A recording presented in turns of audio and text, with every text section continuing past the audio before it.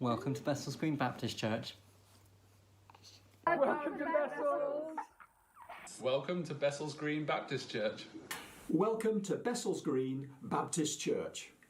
Good morning, everyone. Welcome to Bessels Green Baptist Church. Click the button down there. It's the subscribe button, and have a great time. Woo! Yeah. Hello and welcome to Bessels. Good morning and welcome to Bessels Green Baptist Church. Welcome to Bessels Green Baptist Church online. Welcome to Bessels Green Baptist Church. Good morning. Hi, my name's Rufus. Welcome to Bessels Green Baptist Church.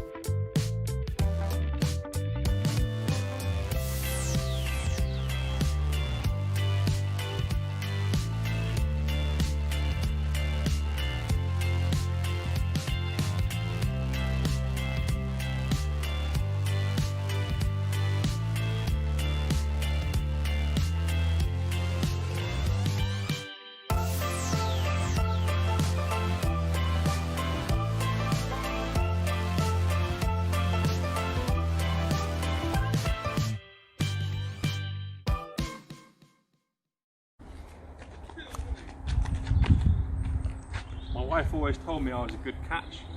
Well, guys, thank you for taking part in our toilet roll challenge. A very warm welcome to Bessels Green Baptist Church, to our all-age service this morning. Let's head on in.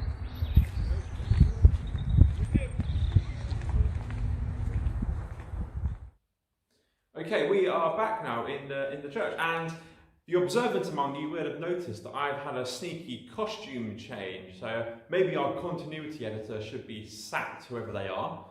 As I said outside, this is our all-age service. We have those on the 5th Sunday when there is one in the month. So today, obviously the 31st of May is the 5th Sunday. We have our all-age service. So whatever age you are very warmly welcomed this morning. My name's Josh, I should have said. I'm the youth and children's worker here at the church, if you haven't met me or don't know me yet. And I'll be leading us through parts of our service this morning. Now, before we head over to the Ingrams who are going to lead us in worship, just a few things to let you know about. Emma would have sent round the Friday email on Friday with all the church notices in, so please do have a look at that to keep up to date with what's going on. And as ever, if you need to get in touch with Charlie, Andy or myself, please do so through the church website, through ringing the church office or through our email addresses. It's great to still hear from you, even though we can't see you face to face. So in a moment, I'm going to hand over to the Ingrams, who are going to lead us singing 10,000 Reasons. And then after that, we're going to head over to join the Van Eden family, who will be leading us in our prayers this morning. So guys, over to you.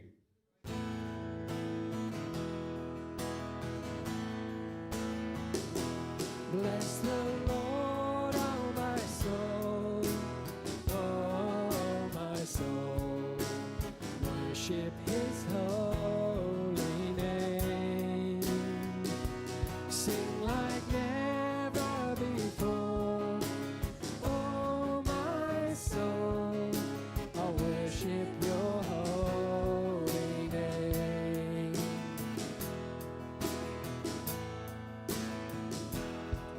The sun comes up, it's a new day dawning. It's time to sing Your song again. Whatever may pass and whatever lies before me, let me be singing when the evening comes. So bless the Lord, oh my soul, oh my soul.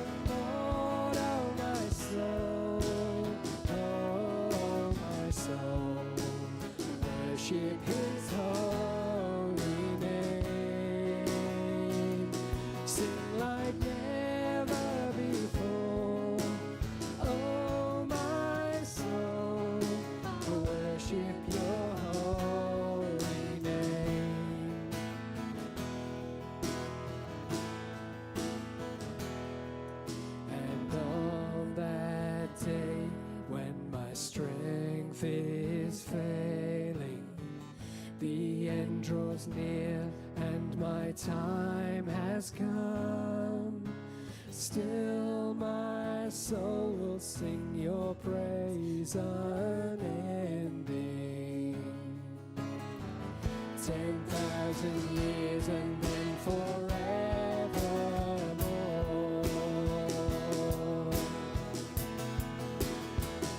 So bless the Lord, oh my soul, oh my soul.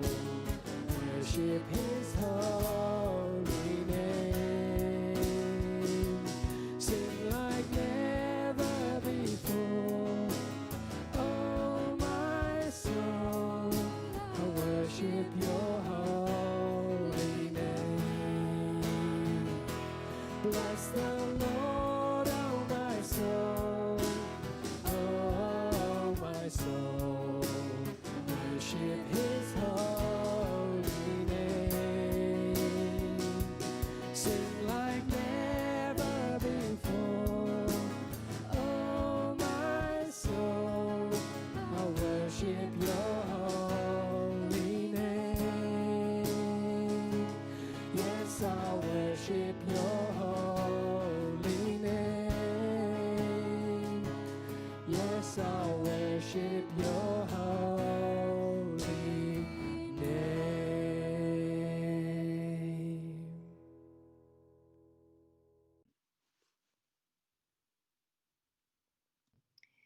Dear God, thank you for your countless blessings each and every day. Thank you that you're with us every step of the way. Thank you that you guide our feet and help us when life's tough.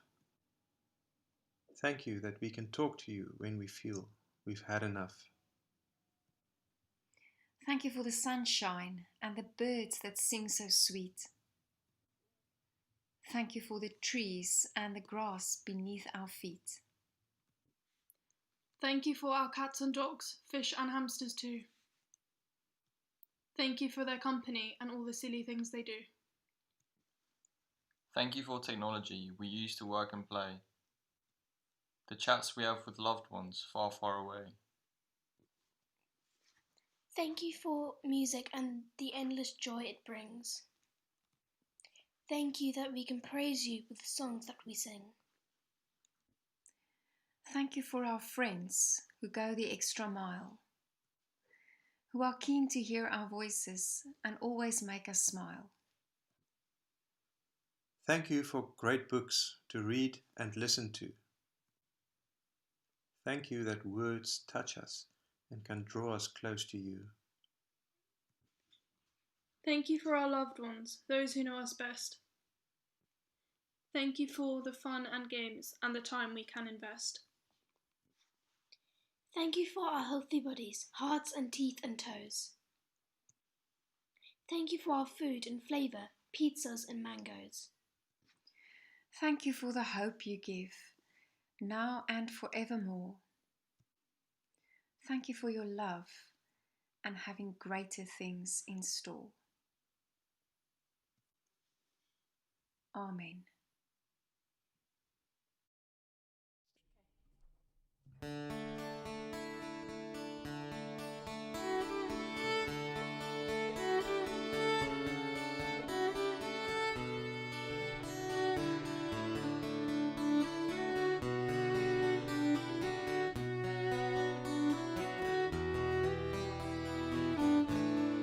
Wonderful Lord, wonderful God, you are my shield, my protector. I can lie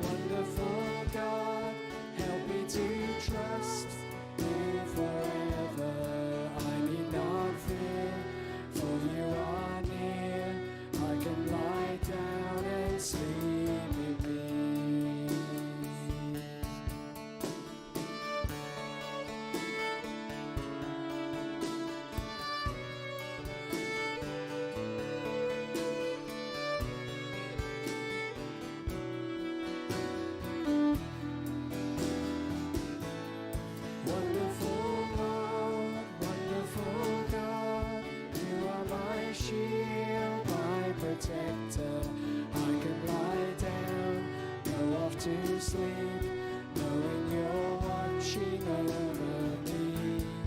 Wonderful Lord, wonderful God, help me to trust you forever. I need not fear, 'cause you are near. I can lie down and sleep in peace.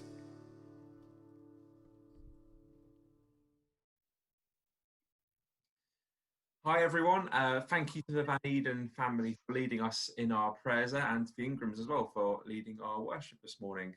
As you can see, I am no longer on my own. I'm here with Anne-Marie and Beth, and we often have something at Bessels Green called TTT, which stands for This Time Tomorrow, where we catch up with some people from our congregation on what they're going to be doing this time tomorrow, so on Monday morning.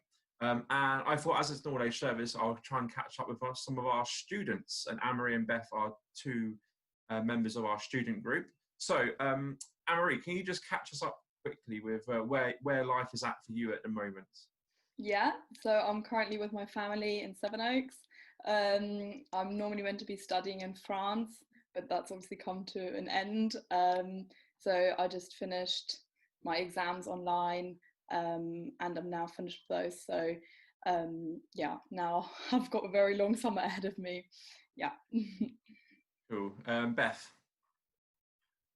So at the minute I'm at home with my family, and I've been off school for just over 2 months now, and if I was still at school I would usually be sitting my A-levels, but of course they've been cancelled. So yeah, what's going on?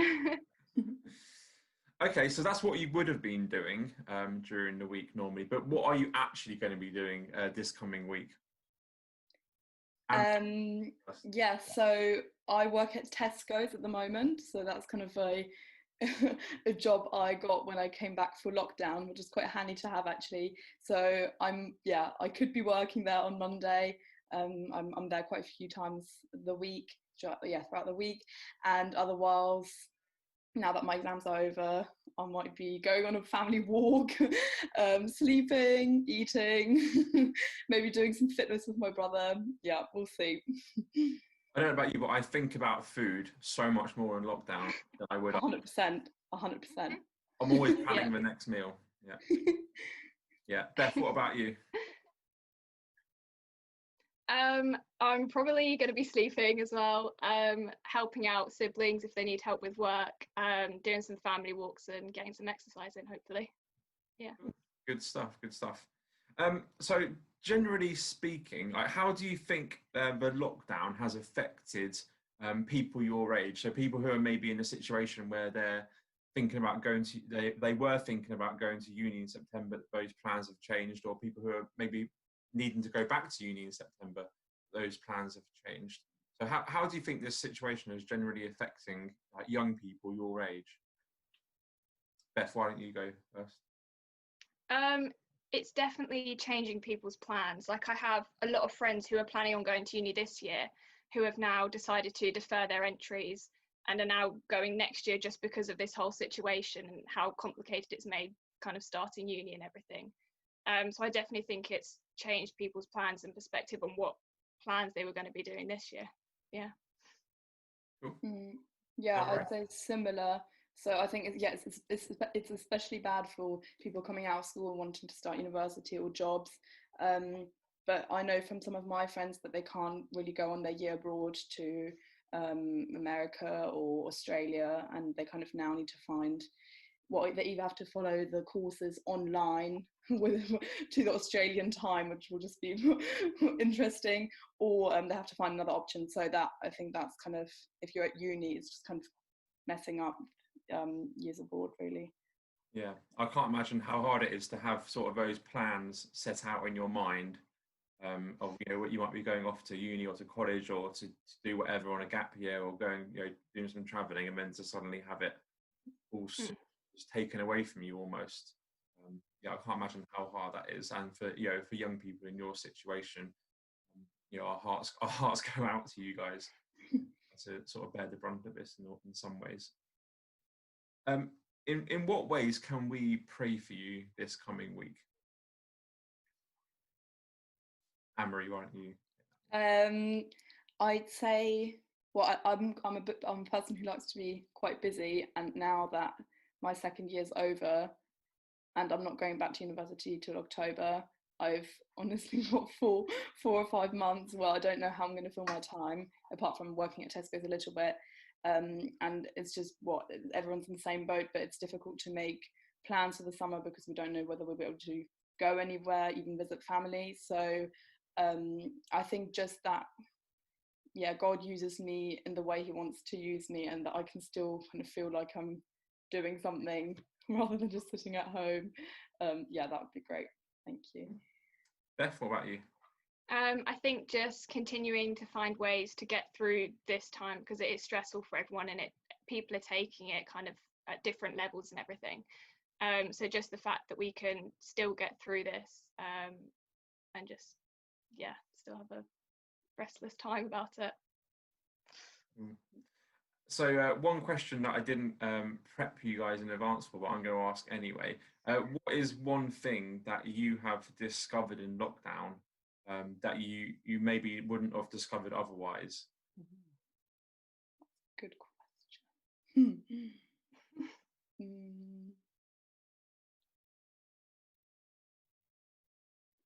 I'd say, well, I've been on quite a lot of bike rides with my dad, and I'm not normally someone who goes out cycling, but he'll be happy to hear this. He's really motivated me in the last few weeks. Good old hands. Yeah, that's it. And so we'll often go out now, kind of a couple of times a week, around the Kent countryside, which has been really cool, actually. It has gotten us out of the house. So I'd say cycling. Cool. Beth, what about you? I think the thing that shocked me the most is the fact that I can actually work at home. Like when I was working with school, I was able to knuckle down and just get on with it, because back to my GCSEs, I really struggled working at home, and I found school was the one place I could work.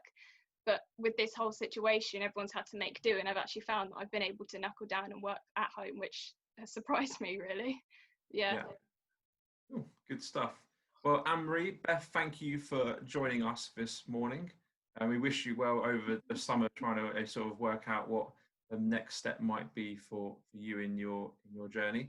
But for now, we are going to hand over to Evie and Maya, who are going to read us our Bible reading this morning. So, girls, over to you. O Lord, how many are your works? In wisdom you made them all. The earth is full of your creatures. Here is the sea, great and wide, which teems with creatures beyond number, living things both small and large. There go the ships and Leviathan, which you formed to play in it. These all look to you to give them their food at the proper time. When you give it to them, they gather it up. When you open your hand, they are filled with good things. When you hide your face, they are dismayed. When you take away their breath, they die and return to their dust. When you send your spirit, they are created, and you renew the face of the ground. May the glory of the Lord endure forever. May the Lord rejoice in his works, who looks on the earth and it trembles, who touches the mountains and they smoke. I will sing to the Lord all of my life. I will praise to the Lord as long as I live. May my meditation be pleasing to him, for I rejoice in the Lord. Let the sinners vanish from the earth, and let the wicked be no more. Bless the Lord, O my soul. O my soul, praise the Lord. Well, thank you, Evie and Maya, for reading so well our little piece of Psalm 104 this morning. It's a beautiful psalm reflecting on God's creation, a poem about creation, showing us how our environment around us naturally cares for and homes all the creatures and animals in our world. I'd really suggest to you to read the whole of Psalm 104. The person who wrote the psalm is laying out a beautiful vision of the earth, saying that it is all included in God's care. Not just the really cute animals that we see in the viral YouTube videos like these ones, but even animals like this, where we might question their beauty. They are all included in God's care. In our reading this morning in Psalm 104, we heard a bit about something called a Leviathan. And as I was reading that during the week, it made me stop and wonder, what on earth is a Leviathan? I hadn't come across it before. I had to do a bit of research. And I googled Leviathan, and this is a picture that came up. There we go. It is an ancient mythical sea creature in the Jewish belief system. It actually is in a few other books in the Bible as well. It's in Amos, it's in Isaiah, and in Job. And it's often used as a metaphor. And there's loads more interesting reading and learning to do about the Leviathan. So if you find yourself with a bit of free time this afternoon and want to find out a bit more about it, have a Google of it. And you'll find this picture. Well, I mean, it's a painting, not a picture. Someone didn't go down to Chipstead Lake with their iPhone and take a picture of it. It's a painting. But you get the idea. It's all included in God's creation. It's all included in God's care. I wonder, have you ever had an encounter with an animal or a moment in nature that has made you stop in your tracks and just go, wow? In my early 20s, I went on a few trips to Australia to visit my old friends Mark and Jamie. And it was on my second trip that I had an encounter that made me both stop in awe and also in terror. See, we decided to go wild camping for a few nights. And in Australia, wild camping means wild camping. Here, I hope you can see, I'm not sure how clear it is, but I hope you can see, that's a picture I took of the place where we were camping. We had the most beautiful view. And at night, because there was no light pollution around, because we were miles away from anything else, you could see the Southern Cross, which is one of the star constellations you can see from the Southern Hemisphere. I took a picture of it. Again, I'm not sure how clear it is to you, but maybe have a Google of Southern Cross and you can see how beautiful it is. I remember sitting up most of the evening, most of the night actually, just looking at the beautiful sights and stars in front of me. I should mention as well, that's Percy, Mark's dog, an Australian sheepdog. The sheepdog's instinct, its nature, is to round things up and bring them back to their owner. Now, it was in the morning, the following day. I was a bit tired because I'd been up looking at the stars, so Mark decided to go off for a walk and left me in charge of the camp and the dog. So the dog was quite happy wandering around doing whatever dogs do in the morning, and I was sitting down making some breakfast for us both. And off in the distance, I heard a thudding noise like this, boom, boom, boom, and it was getting closer and louder, boom, boom. So I stood up just to see what it was. And off in the distance was Percy rounding up a herd of kangaroos. There was about 50 of them, and they were all jumping right towards where I was standing. Now, I know kangaroos may look cute, but they can actually be really dangerous. They can kill a human being with just one kick. So I was understandably glued to the spot in fear. And it was like time stood still, and it took me a few seconds to work out what to do. Thankfully, we had driven up and we had left our truck just a few metres away. So I ran a few metres, jumped into the back of a truck and ducked down. And I was able to watch the kangaroos come through the very spot that I had been standing on. And Percy came up behind them with a big smile on his face. Well, I mean, I'm not sure dogs can smile, but you know what I mean. He came through and he was looking at me as if he was wanting a treat for rounding up all these animals to me. I'm like, thanks Percy, you did just nearly kill me, but I will give you a treat because you're a very cute dog.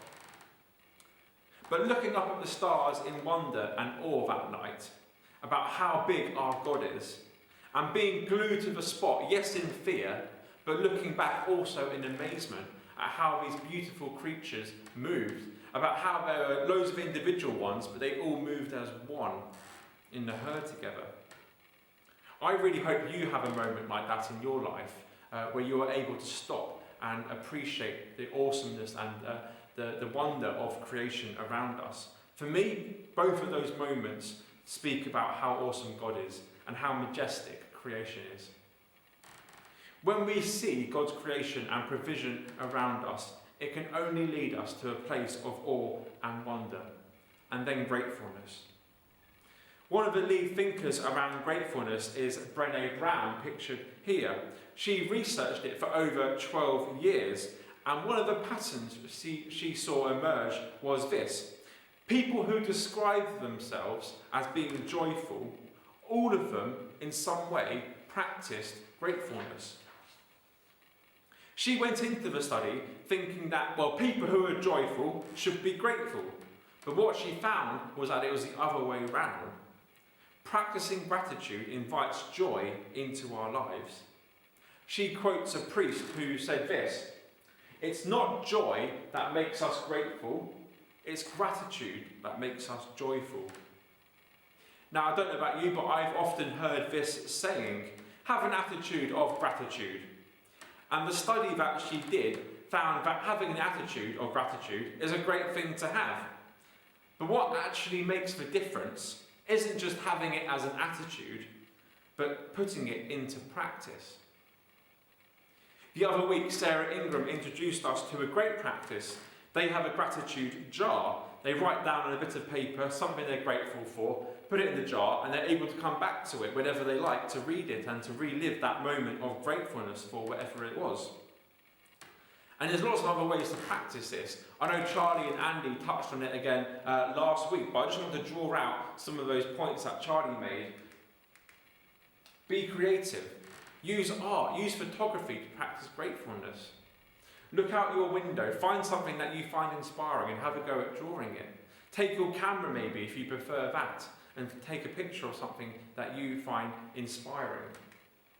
At dinner time, or at lunchtime, or even at breakfast time, go around and think of one thing from the day that you are grateful for. I know for me, one of the practices I find really helpful is at night before we go to sleep, me and my wife name 3 things during the day that we are grateful for. Slow down and notice things around you.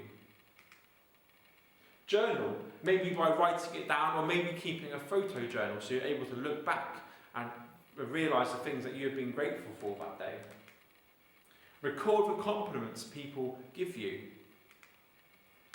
And I think importantly, my tip would be to start small. It doesn't need to be all about recording grand gestures and massive events and painting artwork that's going to go in art galleries. It's just doing it for yourself. And for me, I always find it's helpful to start small. Think about the smell of the grass, the birds singing in the tree. Anne Voskamp, a Canadian author, writes this. I don't know if you can see it. I'll read it to you. "When I give thanks for the seemingly microscopic, I make a place for God to grow within me." When I give thanks for the seemingly microscopic, I make a place for God to grow within me. Start small with your practice of gratefulness. Piglet said this. Piglet noticed that even though he had a very small heart, it could hold a rather large amount of gratitude. I really like that quote, because sometimes I feel like I can't do all this, but actually it just takes a small amount of it to start to slowly build up in our hearts, which can hold a huge amount of gratitude. For me, one of the ways I practice this is through taking photos. I like to look back at the photos I've taken of big holidays, maybe like a trip to Australia like I had, or my wedding day or honeymoon, or whether it's just hanging out with my friends and we've taken a few photos. I like to look back at those because I'm able to relive those moments and the memories come flooding back and I can be grateful for them all over again. The practice of gratefulness invites joy into our lives. I think the person who wrote this psalm was someone who was really aware of the goodness of God all around them. Someone who was in awe at creation. And this led them to a place of being so grateful that they decided to write this beautiful psalm to describe it all. Last week was Ascension, and today is Pentecost, 50 days after Easter. We celebrate the coming of the Holy Spirit to the apostles and the other followers of Jesus. And Psalm 104 is traditionally read at Pentecost. And this might seem a bit odd, as Psalm 104 is all about creation and God's provision. And Pentecost is all about the empowerment of the church through the Holy Spirit to go and share the good news. But the connection was originally made through verse 30 in Psalm 104. And it says this: "Send out your spirit, and they spring to life, the whole countryside in bloom and blossom." We read about the Spirit of God being sent to bring forth life. Can you see the connections there? When we read this psalm at Pentecost, it makes a powerful point between it places God's gift of creation and our physical life alongside our spiritual lives. Both are the work of the Spirit of God. Everything is spiritual. Well, I'm going to hand over to Anna Burrows now, who's going to lead us in our craft activity for this morning. So Anna, over to you. Good morning, it's lovely to see you. It's my turn to do the craft activity this week. We've been thinking about gratitude and being thankful for things. And in the past we've created thankful jars where we perhaps think about bigger things that we're thankful and grateful for in our lives. This week the challenge is to think about those little small things that are in our everyday lives that we are thankful for. And we've got two craft activities. The first one is to create a thankful tree. Now I've taken 4 pieces of A4 paper, I've stuck them together, and then I've drawn a tree on the front, and I've cut out leaves out of paper again. And the challenge is that every day you write on a leaf something that you are thankful for. You can decorate the leaves and then stick them to your tree. You could just write small things that you're grateful for each day, or I've got an extra challenge for you. We have 7 categories, one for each day of the week. And you work your way through these and write down something you are thankful for from the categories. And we've got nature, people, places, things, memories or experiences, a skill you have, or food. And you can fill up your tree with all those small things that you are thankful for. If you don't want to do it on paper, you could create yourself your own physical tree. We went down to the woods and we collected lots of sticks. Then we came home and cut out leaves out of coloured card, and then using the same categories and colour code, we decorated our leaves and wrote down things that we were thankful for. So we've got chatting with friends, we've got worms in the compost, we've got family, we've got visiting the woods, and don't forget some chocolate. Very grateful for chocolate. Okay, you could use coloured string or cotton or even ribbon to tie your leaves to your tree to make it look pretty. As well as thinking about things that you are grateful for, you might want to say thank you to people who have done kind things for you or helped you out in some way. And we came up with thankful aeroplanes. So take yourself a sheet of paper, fold it into a paper aeroplane, and then you can write thank you on the wings, decorate it, and then write a note on the inside to someone that you want to say thank you to. Perhaps they did something to help you, or they looked after you, or they helped you out in some way. If they live nearby, you could go round to their house, ring on the doorbell, step back, and then when they answer the door, you can send your paper aeroplane to them. Or alternatively, you could just put it in an envelope and post it to them if they live further away. Oh, and here comes a thank you aeroplane.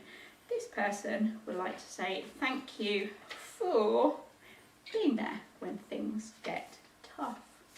Amazing. As always, we would love to see what you managed to create. So when you've made yourself a thankful tree or a paper aeroplane, before you deliver it, why not take a photo and post it on our Facebook page so we can see what you have been up to. Fantastic stuff. Right, it is now time for our final song, and we're going to sing My Lighthouse, and don't forget there are actions to this song, so please join in.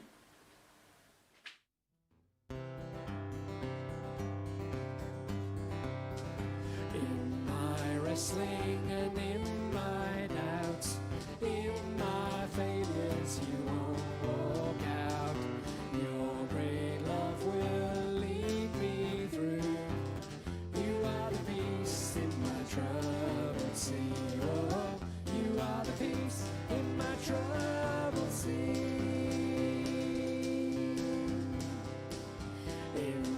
silence you won't let go.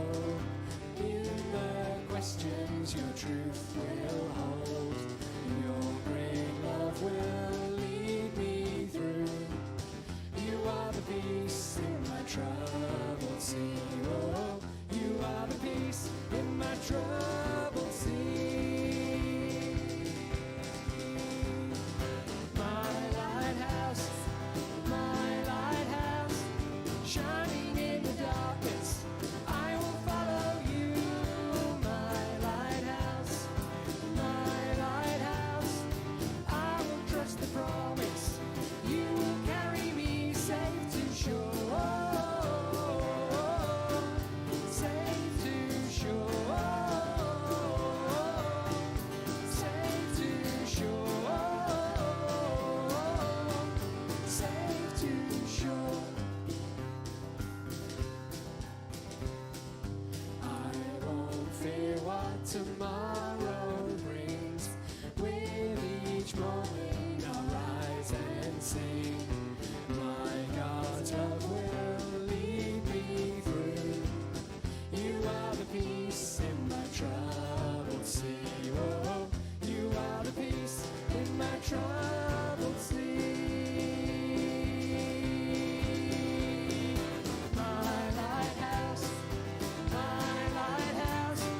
shining in the darkness, I will follow you. My lighthouse, I will trust the promise. You will carry me safe to shore. Safe to shore. Safe to shore. Safe to shore. Fly before us, you're the brightest. You will lead us through the storm. Fly before us, you're the brightest. You will lead us through the storm. Fly before us, you're the brightest. You will lead us through the storm. Fly before us, you're the brightest. You will lead us through the storm. My lighthouse, shining in the darkness, I will follow you. My lighthouse, I will trust the promise. You will carry me safe to shore. Safe to shore. Safe to shore. Safe to shore. Great, well, a huge thank you to the Ingrams for leading us in worship this morning, for Anna for leading our craft, Evie and Maya for our Bible reading, to the Van Edens for leading us in prayer, and for Anne-Marie and Beth for giving up your time to join us as well. Thank you for being a part of our service. And thank you for joining us this morning, albeit virtually. It's been great to have you with us. Why don't I pray before we head off? Dear Lord, thank you for your goodness around us in creation. Help us this week to be able to practice gratitude so that we can be aware of you amongst us, around us, so that we can be aware of your love for us. Not so that we can just store it up for ourselves, but so that we can share it with other people in whatever way that may look like this week. Amen. Amen. Well, guys, have a great week, and we will see you next week.